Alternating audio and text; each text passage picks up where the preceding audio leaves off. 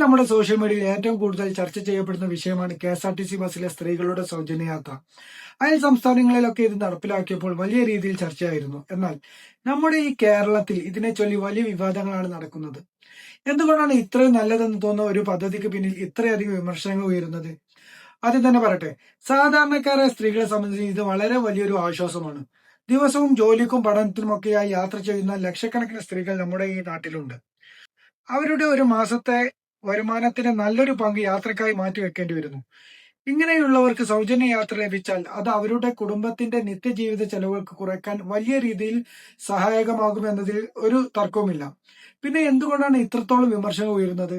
തെരഞ്ഞെടുപ്പ് കാലത്ത് രാഷ്ട്രീയ പാർട്ടികൾ നൽകുന്ന വാഗ്ദാനങ്ങൾ നമ്മൾ ഒരുപാട് കണ്ടിട്ടുണ്ട്. മദ്യനയത്തിനെതിരെ LDF പറഞ്ഞ വാഗ്ദാനവും കേന്ദ്ര സർക്കാർ എല്ലാവർക്കും അക്കൗണ്ടിൽ 15 ലക്ഷം രൂപ ഇട്ടു തരാമെന്നും പറഞ്ഞത് ജനങ്ങളുടെ മനസ്സിലുണ്ട്.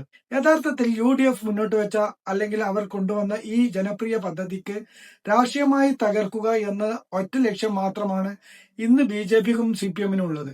ജനങ്ങൾക്ക് ഉപകാരപ്പെടുന്ന നല്ലൊരു കാര്യത്തെ വികസന രാഷ്ട്രീയമായി കാണുന്നതിന് പകരം അതിനെ തകർക്കാൻ വേണ്ടി LDFും BJPയും കൈകോർക്കുന്ന കാഴ്ചയാണ് ഇന്ന് നമ്മൾ കാണുന്നത്.